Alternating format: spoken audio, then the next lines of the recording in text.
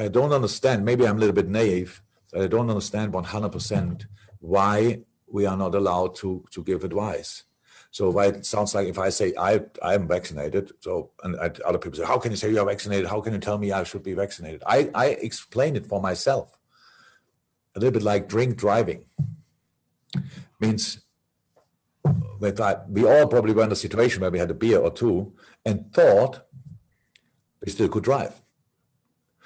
But after law, we are not allowed to drive anymore, so we don't drive. But this law is not there for protecting me when I drank 2 beer and want to drive. It's there for protecting all the other people because I'm drunk or pissed and want to drive a car. And we accept that as a law. I don't take the vaccination only to protect me. I take the vaccination to protect all the people around me. And I don't understand where that is a limitation of freedom.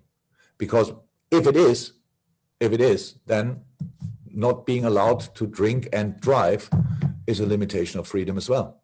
We are not allowed to ask people if they are vaccinated, but I'm allowed to ask a taxi driver, are you drunk? And he said, well, I don't have to tell you. I said, okay, then I don't drive with you. So no problem.